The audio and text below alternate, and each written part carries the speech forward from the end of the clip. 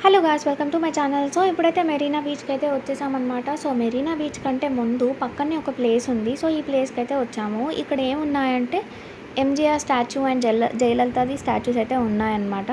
So కొంచెం లోపలికి వెళ్తే ఎంజీఆర్ది అండ్ జయలలితది సమాధులు కూడా ఉన్నాయి మనకి. ఎన్టీఆర్ది అయితే ఎలా ఉందో హైదరాబాద్లో, సో ఇక్కడ చెన్నైలో మాత్రం ఎంజీఆర్ది అండ్ జయలలితవి అయితే సమాధులు అయితే ఉన్నాయన్నమాట. సో ఫస్ట్ అయితే ఇక్కడికి వచ్చాము. ఇవి చూసుకున్న తర్వాత పక్కనే బీచ్కి వెళ్దామని చెప్పేసి అని అనుకున్నాము. ఎంతో పెద్ద డిస్టెన్స్ అయితే లేదు దానికి దీనికి, జస్ట్ వాకబుల్ డిస్టెన్స్లోనే ఉంది. ఫస్ట్ అయితే మనకి ఎంజీఆర్ది అనమాట. ఇక్కడ చూడండి ఎంత బాగా కట్టారు ఆయన సమాధికి చుట్టూ కూడా. అండ్ ఇక్కడ గార్డెనింగ్ కూడా చాలా బాగా చేశారనమాట. సో దాని నెక్స్ట్ వచ్చేసి జయలలితది అనమాట.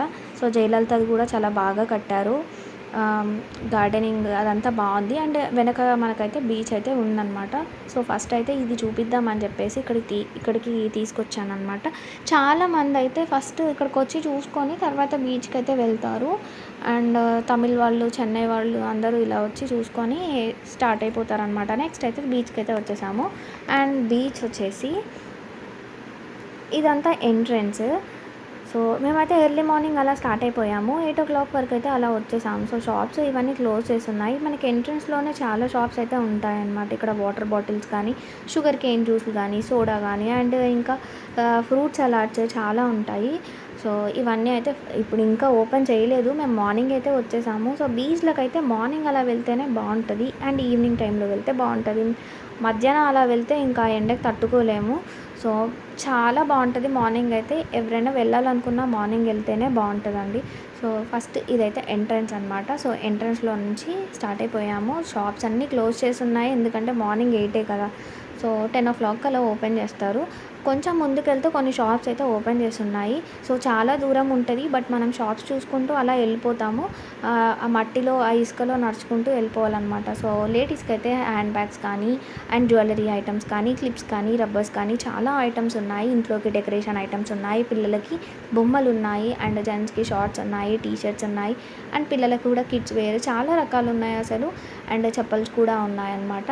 నెక్స్ట్ వచ్చేసి శంఖాలు ఇవన్నీ అమ్ముతున్నారు. ఇక్కడ ముత్యాలు కూడా అమ్ముతున్నారండి.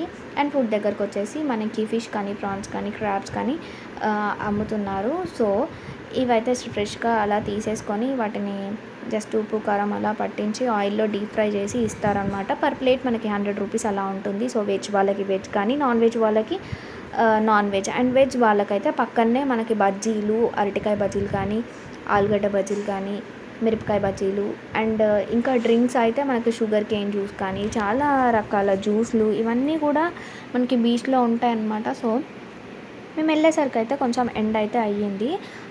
సో మార్నింగ్ 8 వరకు అయితే ఎండ్ వచ్చేసింది. ఇంకొంచెం ఎర్లీగా వెళ్తే కూడా చాలా బాగుంటుంది.